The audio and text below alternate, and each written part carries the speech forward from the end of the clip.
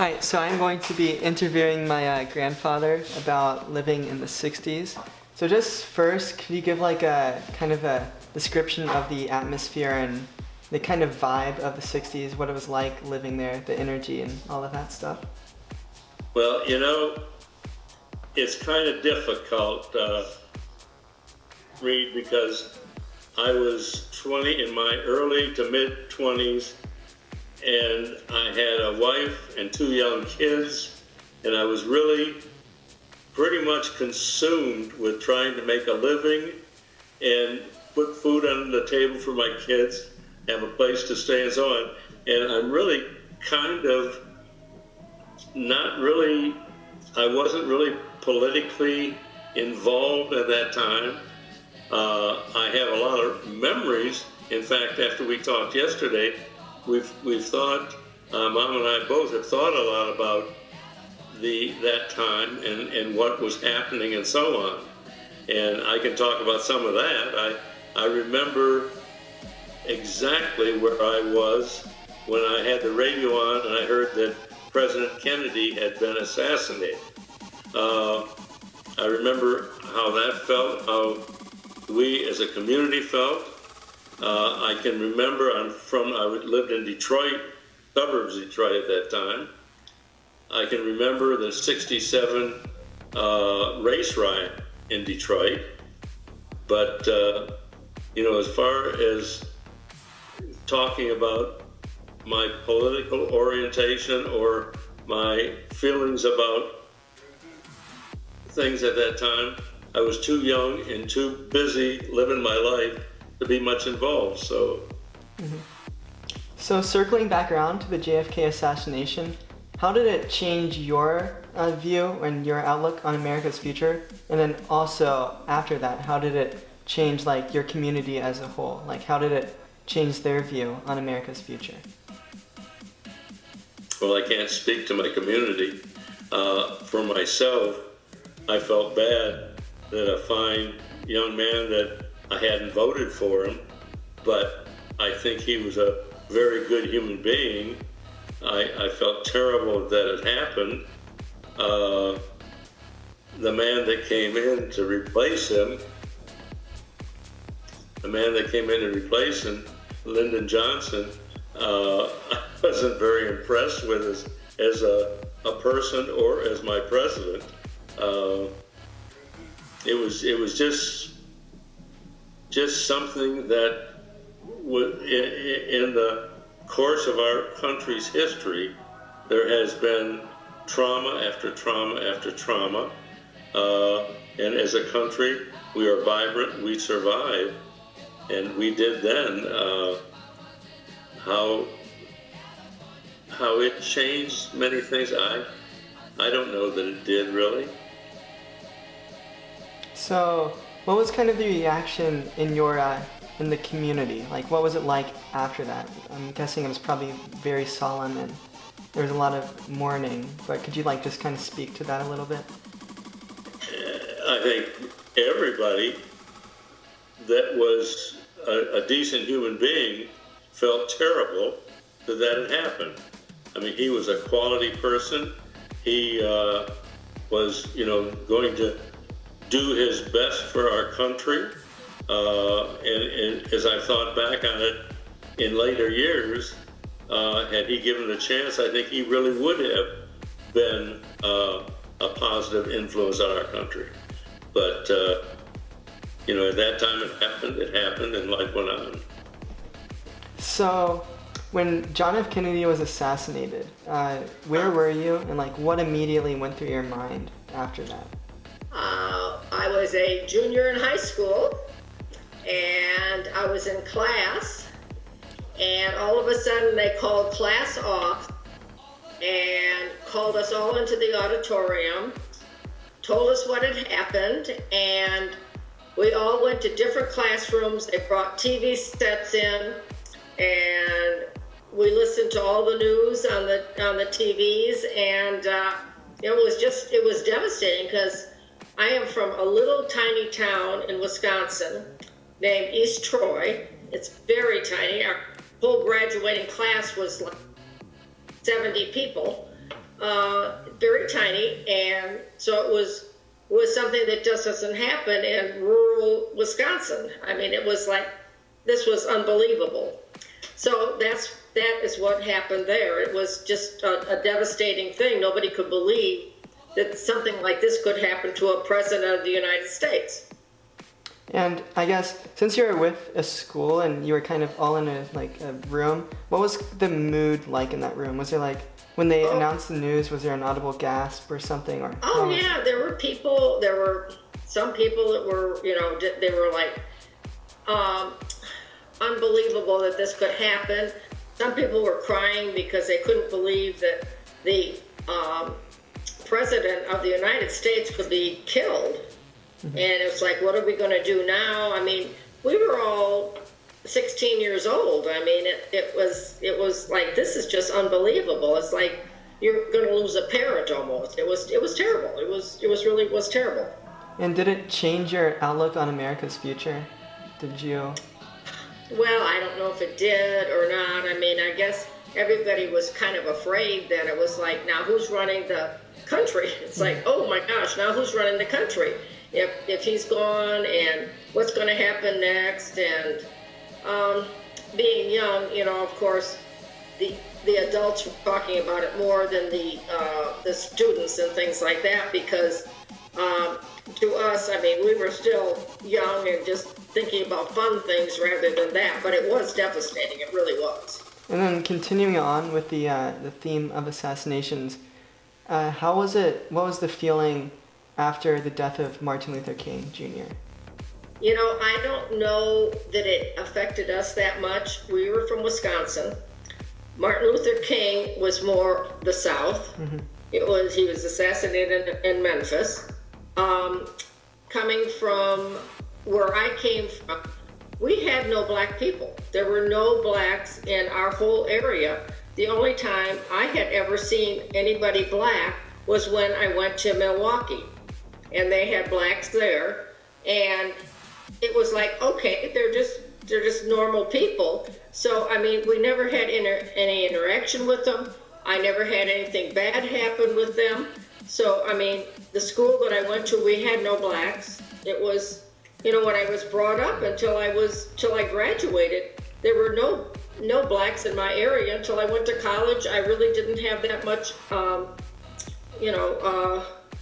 interaction with them. So I guess that kind of answers the next question of, did you experience or did you witness segregation, since there weren't really any African Americans living in your community? So not really.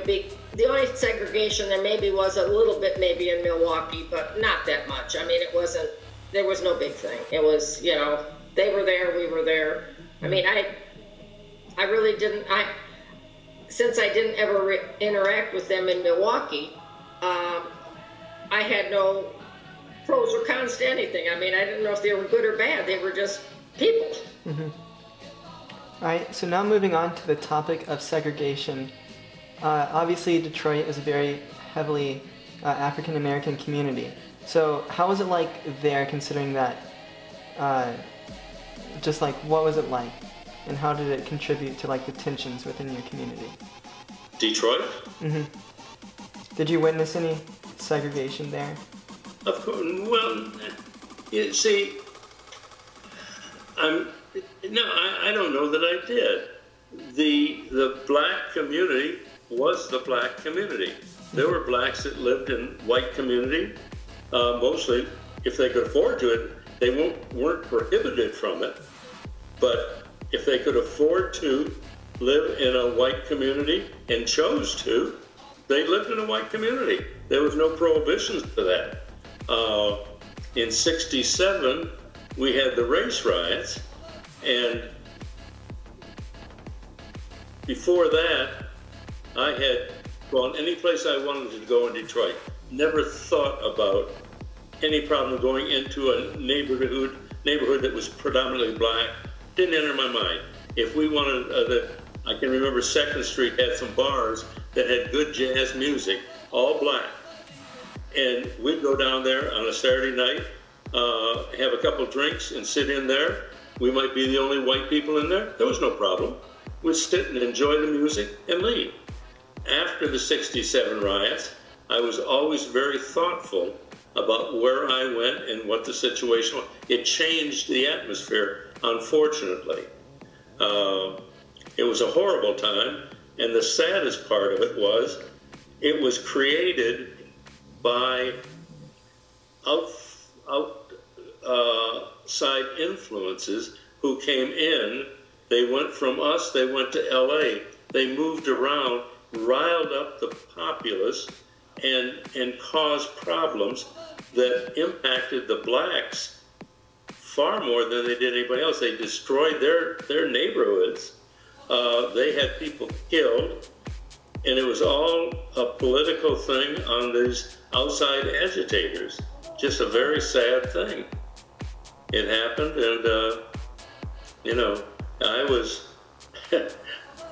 I was in the insurance business. I had a kind of a prescribed area where most of my business was. It was in a downtown commercial area, but it was also a downtown commercial area, or black area. When they showed on Sunday night of the riots, it started Saturday night, they kept it off the TV, kept it off everything for like 24 hours. And then on Sunday night, because they wanted to quell it before it got horrible, on Sunday night when it came on, they showed a map of where it was. It was kind of like where I worked, my area. Mm-hmm. And that was Sunday night. On Tuesday, we drove down, me and a couple other fellows drove down to see if there'd been a lot of damage and so on to the properties that I insured. And I can remember driving along, we had an expressway through town, and we called them our beloved ditches because they were down 20 feet below ground level, and they were expressways. And on the upside were frontage roads. I can remember driving down our beloved ditch, looking up and seeing a Jeep going by with 4 armed military people, 3 armed.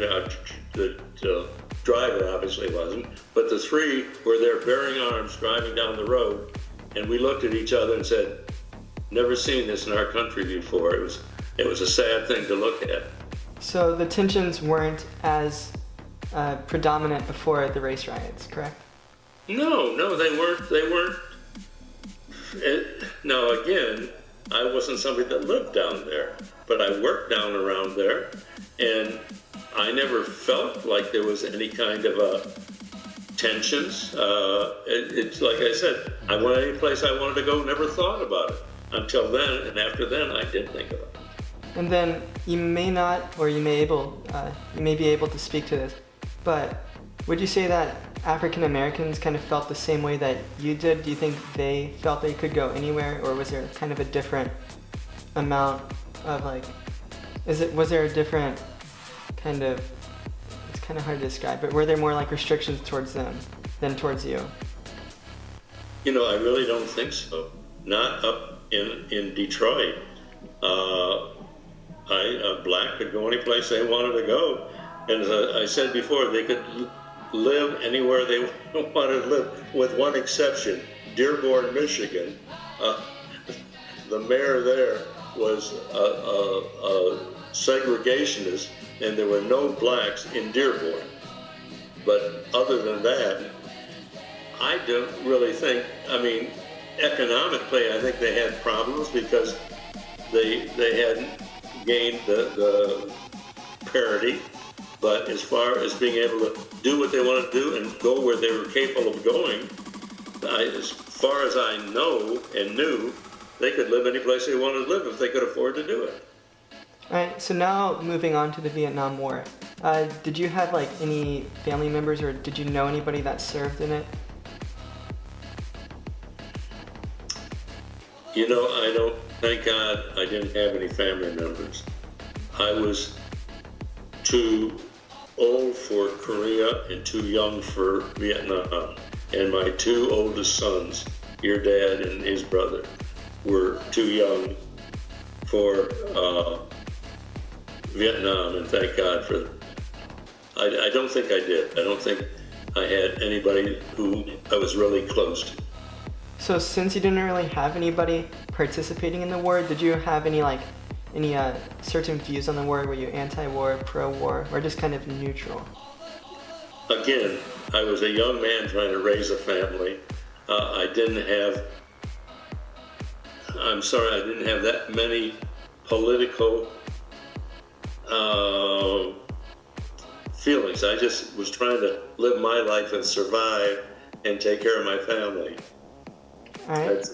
I'm kind of boring, so I wish I could give you some really neat stuff, but I'd be kidding you. So, as for the Vietnam War, did you have any friends or family serve in it? Well, yes. I got married in 1968, and right after I got married, my ex-husband got drafted, and he ended up going to Vietnam. And he was in Da Nang, and he was there for 2 years. He was with the 101st Airborne, and he was in the Army. So that was my only, anything that I knew about the war. And it was devastating to people around us, because all these people that I graduated with were all of a sudden, the guys were all getting called up to be drafted. It was very hard for the community, because there was a lot of the kids from our community that got called and left for Vietnam. So since you had a family member kind of serve there, based on his experiences or what he shared with you, like how did that affect your position on the war? Were you anti-war, pro-war? Well, I was pretty much anti-war, because we didn't want any of our people from our community not coming home. So we were pretty much anti-war, but I was never an activist. I never did any of that kind of thing. And even when I was going to the University of Wisconsin, there was a lot of activist things that went on on the campus, but I never did that. I mean, that was not part of my thing. I was really not an activist on any of it. Okay. And in the election of 1968, who did you support? The Republican, or were you able to vote at that time? No, I wasn't voting. You weren't? Okay. No. Right. So this may be a little difficult too, since your political views weren't fully evolved at the time. But which presidential candidate did you or your family support in the 1968 election between Richard Nixon and Herbert Humphrey? If you had any views on that. Richard Nixon and Herbert Humphrey. Mm-hmm. Richard Nixon as the Republican nominee and Herbert Humphrey as the Democratic. 1960. 1968. Oh, 68. Oh, okay. I thought you said 60. I'm going, wait a minute. Oh.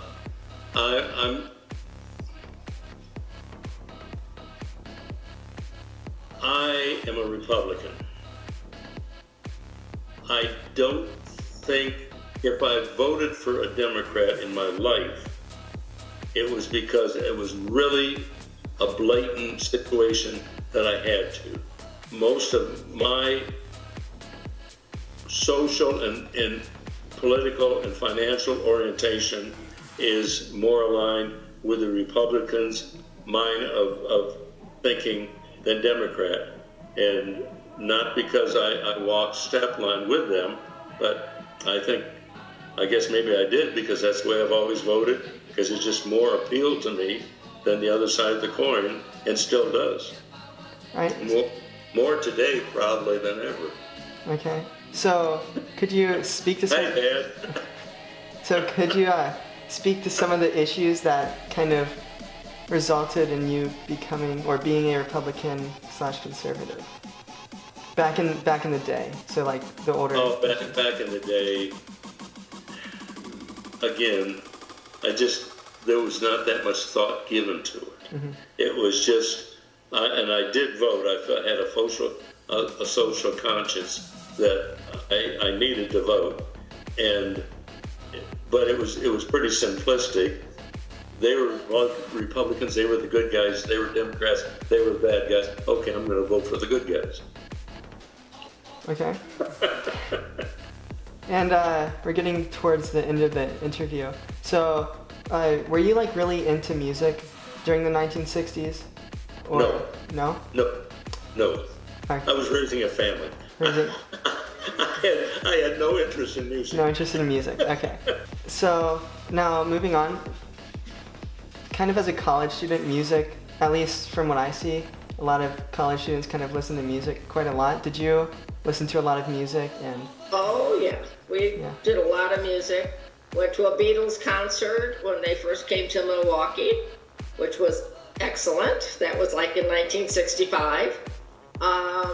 That's when I graduated. They had like the Everly Brothers and just all there was a lot of really nice rock and roll type music that was going on. There was a lot of folk songs that were going on because of all the hippies. There was a lot of hippies during the 60s. And so there was a lot of that kind of music too. But music was a big part of it, going to dances on Friday nights and things like that. And is that music still important to you? Do you listen to it a lot, or does it play a part in your life anymore? I listened to the 50s and 60s more than I listened to any other music. All right. And then I'm guessing, I think I might be able to guess the answer to this question, but did you participate in any activism, anything? I mean, considering that you were raising a family at the time too. Like any anti-war movements? No. Oh, Lord, no. Okay. No. not even, it didn't ever enter my thought process, Reid. Okay. Yeah. That's about it. So, Oh, thank you. okay.